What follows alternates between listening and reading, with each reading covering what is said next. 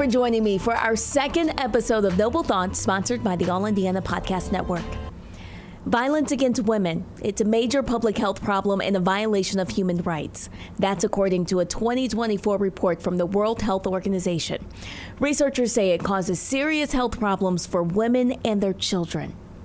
In this episode, Michael Volpe discusses corruption in the family court, and the Indiana Coalition Against Domestic Violence shares hope for survivors. So, Michael Volpe, thank you so much for joining us and sharing your noble thoughts about family court corruption. We know that this is something that is very near and dear to your heart. You've done a lot of research, a lot of investigations. Can you kind of tell us what you've uncovered about family court? Yeah, so first of all, there's a lot of money that floats through it. I think the number was $50 billion per year, and that corrupts. I think that's the best way to describe it. And what's basically been created is a mess, a complicated mess that benefits the system where judges are allowed to run wild. They are also allowed to appoint as many people as they want. All of these people were appointed like a guardian ad litem, parenting coordinator, custody evaluator. There's an alphabet soup of court appointees. They get to charge the parents. I think the worst part is this is all coercive. It's not like you, the parent, go to buy a car and you are completely in control of what car you buy, when you buy it. The court says, here's a guardian ad litem. They're going to charge you $200 an hour and tough noogies if you can't afford it. And I've seen cases, one woman, Susan Skip out of Connecticut, was forced to liquidate her 401k. They will go to those kinds of extremes. They will threaten you with jail if you don't pay it. And none of it, it's governed, I guess is the best term, by in the best interest of the child, which is a very, let's say, vague and ubiquitous phrase. And almost none of it is actually in the best interest of the child. The idea is to run up billable hours for the lawyers, the court appointees, and for the lawyers and the court appointees to get as many other people appointed to run up billable hours. And at its worst, that's what it is. And it needs to change, because what you're doing is you're bankrupting people. You're taking people who were financially well off and making them poor, and you're taking people who were gainfully employed and making them unemployed. I wish I could figure out how to do a study on this, but I think the economic benefit of all of the people who have been destroyed, undestroying them and putting them back in the workforce, I think you'd see the GDP grow by a significant amount, our economy grow, everything. And so that's what I've seen with it. And you have been doing this research for quite some time. You have a video up on YouTube about family court corruption. Can you tell us what the video shows about the guardian ad litems in St. Louis County? So, yeah, I got that from a deep background on this source. It's, I think 38 is the number that they used, corrupt guardian ad litem in St. Louis County, though I think they also work in other counties. And what they do is they talk about having ex parte meetings with judges very nonchalantly. We'll talk about things like that. But the meeting was started, and this is almost 4 years ago, as one of the parents, Evita Tolu, sued one of the guardian ad litem, Elaine Podlowski, and all of them were very concerned about it. And Elaine wanted to use like a forensic tech person, because at the same time, an emailed newsletter had come out, and they wanted to find out who was behind the newsletter. So she had a tech person that was very expensive. She said $400 an hour. So the others wanted to pay for it, but they wanted to hide that they were paying for it. So they're all talking about the best ways to hide all of these things. And they go on for about 45 minutes, and approximately 32 minutes in, Sarah Pleben, who was one of the guardian ad litem, one of the older ones, who was basically running it, she's certainly the one talking the most, said, this threatens, whatever this is, to take down the entire system. judges are in on it. And I think she caught herself and realized she might be speaking out of turn, and then started joking about how, well, they say that it's cash for kids, but I don't see any of the money. And of course, if you look at the backgrounds of all of these people, they have these gaudy paintings and other things. They're all doing well. And that's what the video is. These corrupt guardian ad litem, they were secretly recorded. Now, got to be really foolish to have 38 people on a call and thinking no one's going to record you. Someone did, not my source, I believe. I don't think my source would have been invited, but I don't think I'll ever know who recorded it, but someone betrayed them and showed them in like their natural habitat, if you will, these corrupt people acting corrupt when they think no one's looking. And that's really what the video is. How often, well, tell me this, what accountability measures exist, if any, for the guardian ad litems who abuse their power? Well, so let's talk about in Missouri. In Missouri, there was recently a case where the judiciary, the judges ruled that they have the same almost unlimited immunity. And in fact, the allegation in the case that they were overseeing, that they were making an order on, the allegation was that a guardian ad litem had committed perjury, and as a result of the perjury, custody was switched in a way that wouldn't have been switched without perjury. And the court said, no, the guardian ad litem, they are immune from from a lawsuit, even in the case of perjury. And of course, perjury could be pursued criminally. And it depends on the state. There is a bit of oversight, but there's very little oversight. Ultimately, the oversight comes from the judge, who is the one appointing them. In essence, they can run wild. Depending on the state, there may be a law that limits the amount that they can charge, maybe limits the amount of cases they can have at any one time. Some of them are licensed or something to that effect, and you could try to go after them that way. There are like approved lists, and maybe if one is completely out of control, they'd be removed from the list, but very little oversight, very little.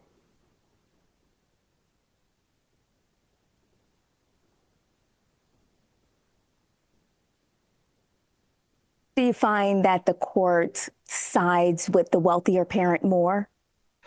Yes, though it can be flipped. I've also covered it where what they do is exploit the wealthier parent. One example is David Segui, the former baseball player. They knew how much money he had and made him pay for everything.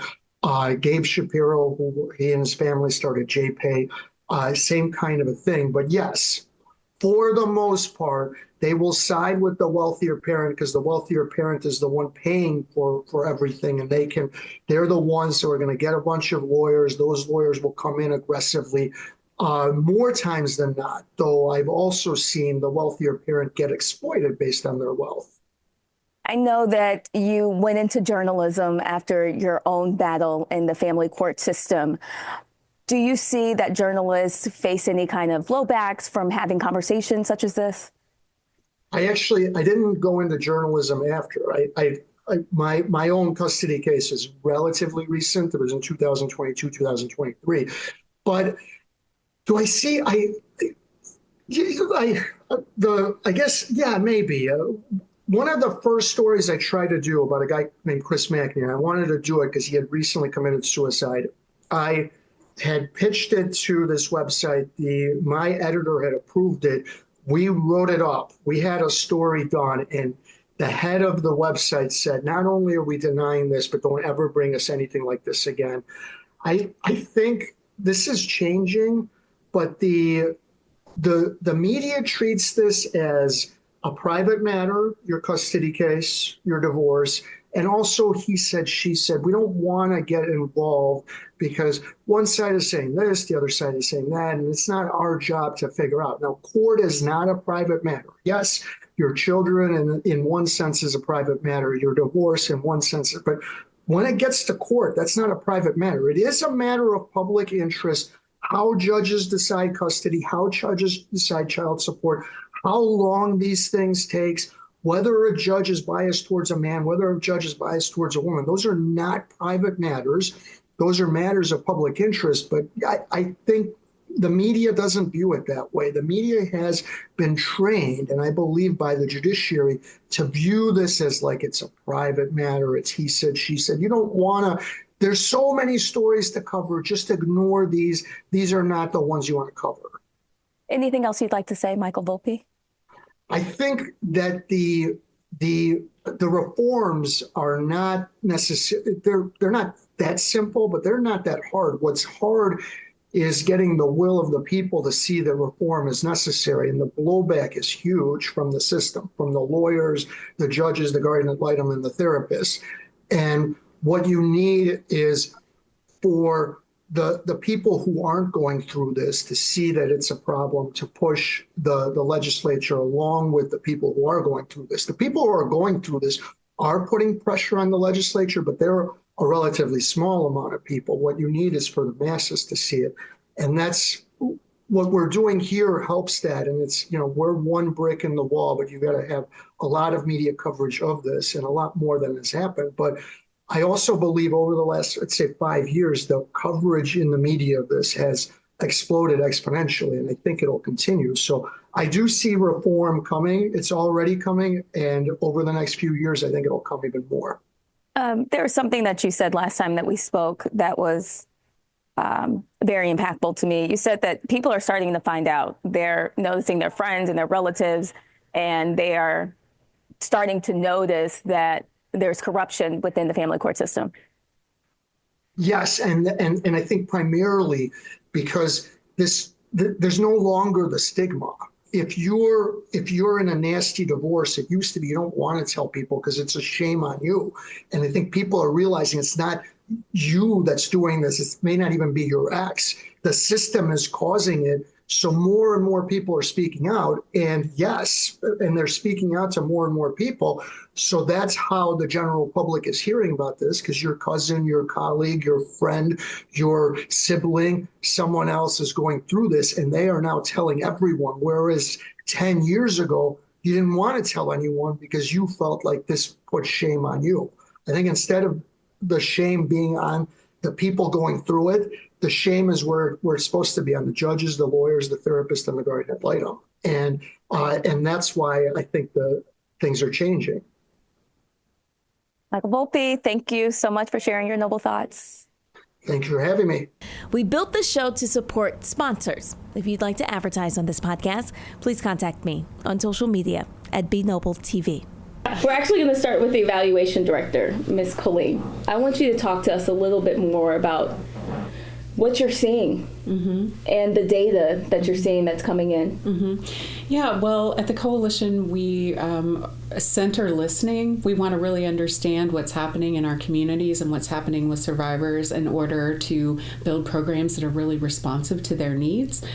So thinking about what survivors are experiencing helps us know how we can best reach and serve them, because we just believe every victim of domestic violence deserves really supportive response. So we listen to understand what's happening with survivors so we can meet their needs, but also we're listening to understand what's going on in our communities so that we can invest in programming, resources, and training to really reduce the prevalence of violence. We know from the data nationally, but also from all of our own listening and interviewing with survivors, that where families' basic needs are met, the likelihood of violence is greatly reduced. So those are some of the things that we're doing, both listening to survivors to understand their needs so we can meet them where they are and support their safety, and also working to promote safe communities where the prevalence of violence, domestic violence, child abuse, all the forms is really reduced. I know you guys have seen more than 50,000 people needing services within the last year. And some of those cases turned deadly. And Karen, you combed through those numbers. Can you tell us a little bit about what you're seeing? Unfortunately, we know that while domestic violence related homicide especially is an outlier, it's the worst case scenario, and it's not the common outcome. But what we want to do is learn from those situations that do turn deadly. So we look at the numbers across the board, first of all, to identify those cases that are related to domestic violence so that we know that they've happened, so that we can learn from them to try to prevent that type of homicide in the future. We know that during during the pandemic and the lockdown that came with it, we saw a massive spike in homicide numbers, not just here in Indiana, but across the country. That bore out in the national numbers as well. And unfortunately, what we haven't seen is the corresponding fall after the fact. Some jurisdictions, some areas have seen a fall, and we did see a fall off initially when kind of, things went quote unquote back to normal. But our numbers have remained higher than they were prior to the pandemic and prior to the lockdown. Not to the levels that we saw during the pandemic, but certainly much higher than where we were on that kind of spectrum beforehand. So what we try to do is identify those cases so that we can acknowledge that that is the root cause and understand what happened there so that we can try to find a way to prevent it in the future. We can make sure that we're identifying those cases that are high risk for homicide. We can make sure that those survivors are receiving the absolute best supportive services that they can. We can make sure that the officers, the prosecutors that are responding in the criminal justice system, if that's the route that is gone, that they have the best training, they have the best way to work with that survivor to seek justice. But also that that person who caused harm receives the intervention services that they need to change their behavior so that it doesn't escalate to a fatality. I see in your numbers from just last year, 83 deaths resulting from 61 incidents. Can we talk about some of those markers or some of those things that you may see in the relationship that could be warning signs? Certainly. So when we look across the board, there are certain red flags that we look for, certain indicators that this is a very highly dangerous situation. First and foremost is a history of non-fatal strangulation. If there has been one single incident of non-fatal strangulation, then the likelihood that that survivor is going to be either killed or at least potentially killed by their partner goes up about 750%. It's the number one indicator. So that is an issue, that is a type of assault that we have to take very, very seriously from A to Z all the way across the board in terms of an intervention. The other one is presence of firearm in the home. We know that the presence of a firearm in the home is a very high indicator of a lethal risk, potentially and most likely because you can't take that bullet back. Once you fire that bullet, you can't put it back in the gun. It's one of the forms of violence that is often deadly without being intentionally deadly. Very often firearms are brandished as a form of coercive control, but the gun goes off and you can't pull that bullet back as soon as it leaves the gun. So firearms in a home are another very large indicator that we look at in terms of domestic violence fatality escalating very quickly. And I know Senator Cordero had been working on a bill to require those charged with domestic violence related crimes to wear a monitor if they're released. And you guys are doing so much to help survivors. Knowing all of this information, you've created many programs here. Maggie, can you talk to us about some of the programs that you've created to help domestic violence victims? Yeah, so we've got, a comprehensive list of programs and resources for survivors that reach throughout the state. It's not just here in Indianapolis. Thinking of one, we have the Satellite Attorney Project, which we just spoke about a few moments ago. And that reaches, again, across the state. We've got 50 attorneys in most counties that are working to help survivors at no cost to the survivor. So they can help with, any type of legal issue that the survivor needs help with, So divorce, protection orders, eviction help, custody things. They're ready to help. And yeah, we really enjoy working with them. And in fact, our team sent out a survey to those that received legal help from the satellite attorneys, and 100% said that these attorneys led to them feeling more safe and more secure in their situations. One thing that I realized is the need for housing, safe housing. Can you talk about what you're seeing when folks are asking for help? Right. So, like I said, we have engaged in extensive listening with survivors to understand their priority needs for safety in their lives and in their communities. Number one answer was housing. Right? Like if you have to separate from a relationship because it's unsafe, it's really hard to do that if you're not going to have a place to hang your hat, especially if you have children. So housing is a number one answer that survivors have given us. And I think what was surprising to me about that was I expected it in the urban areas for housing affordability and availability to be a concern, but it was across Indiana communities, even the rural communities, same struggle to recreate safe lives. It's real hard to do that if you're afraid you're going to be homeless. So number one concern. So ICADV developed a housing program to respond to that need. And we have a housing program coordinator who is brilliant and one of the kindest people I know.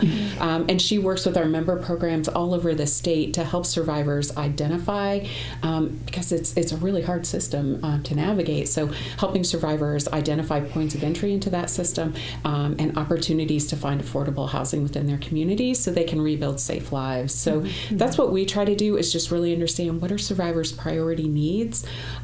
We at the Coalition, we have the luxury to be able to listen, to identify, and build new best practices, because our member programs on the ground, they're responding to crises 24 hours a day, providing emergency safety sheltering, answering the phone lines. They don't really have the capacity that we do to listen, to look around, and build better.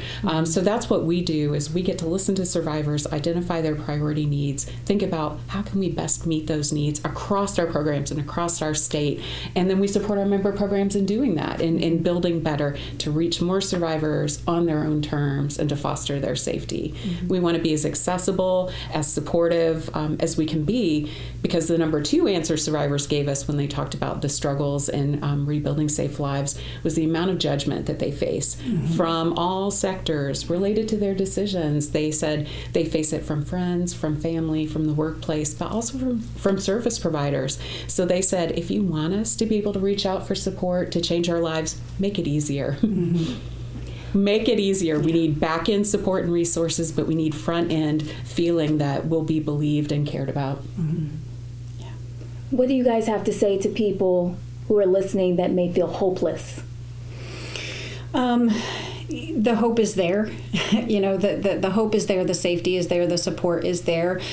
And we try to make it, and by we, kind of the advocacy community in general, we try to make it as accessible as possible, but keep reaching out, keep talking to us about the things that you need.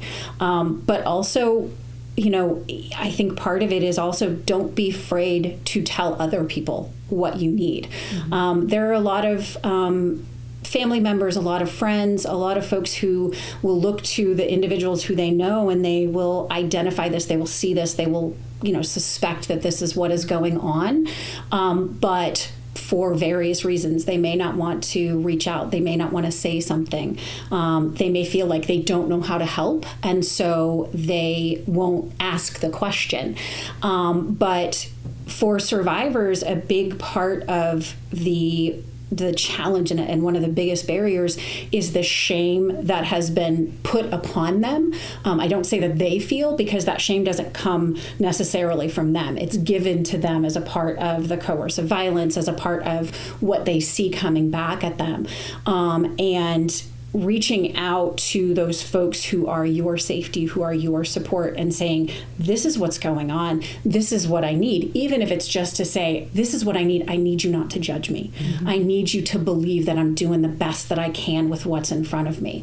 And for those family members and those friends, when that person comes to you, understand the gift that is, because it takes so much courage to reach out when the devil on your shoulder is telling you nobody's going to believe you, nobody's going to care, nobody wants to help you, nothing can change. So when that person comes forward and says, this is what I'm dealing with, this is what I need from you, be there. Be that person who's going to say, if you just need me to listen, I will do that. Because isolation is one of the primary weapons that a partner causing harm uses against that survivor. So when they can break through that, it's a massive, massive step forward for most survivors. And we want to emphasize that the first 24 hours after a survivor decides that they want to leave, that's the most dangerous time, right? So it's important for folks to get teamed up with advocates. In creating a plan, can you walk us through what folks need to do once they've made the decision that they want to get out? Who wants to take that? Well, I think it's hard to average these things, but we hear that on average survivors talk to 9 people before they make that decision about it. And I think they are auditioning us to find out if I make this break, will there be the support that I need? Will my family stand by me? Will they assist me? Can I get safety? They're interviewing people, 9 people, service providers, loved ones, friends, family members, to find out if I do this hard thing, if I do this dangerous thing, if I do this scary thing, will people have my back? So a survivor who's at that juncture of making the decision to leave has done a whole lot of homework.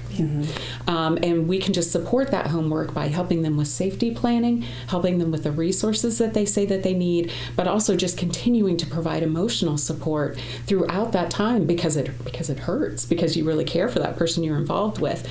So I think recognizing, like Karen said, the isolation, so many survivors have told us that the most important thing that the people they care about can do for them is just to listen and affirm. Just to listen and affirm. And I think those of us who are surrounding a person who's being harmed that we love feel like we haven't done anything if we haven't swooped in with a cape and, moved them out or written them a check. But survivors are like, just affirming that you care about me is what matters most in those moments. So I think listening to survivors, believing them, supporting their decisions because it's complicated, just saying, I will be here for you when you need me. I will be here to listen. I can offer you rides to this thing or that thing. So just listening to survivors about their emotional needs and their logistical kind of support needs is what we need all of us to do if we want to make it easy. How can we support you guys? Yeah, so we do have a donation option on our website. So we, implore people to donate to help us, and that goes to directly helping survivors through our programs and our other initiatives. We also have an event coming up in August, so expect to hear more about that, but it's our annual Race Away from Domestic Violence. We do it every single year to raise awareness for the issue and to show support for our Hoosier survivors, to show up as a community and let them know that we believe them, we're here for them, we understand domestic violence and, how devastating it can be. So those are 2 options. We also ask that you volunteer or donate to local shelters and service providers. They're the ones that, are also directly helping survivors every single day, as Colleen was saying, 24 hours a day, and, they really need that support. So please, look into your local shelters and offer them some help too. The Indiana Coalition Against Domestic Violence. Thank you guys so much for sharing with us your noble thoughts. Thank you. Thank you. Thanks. Thank you for joining us for this episode of Noble Thoughts. Remember, if you'd like to support this platform and allow people to share their stories to benefit our community, please contact me on social media, Be Noble TV.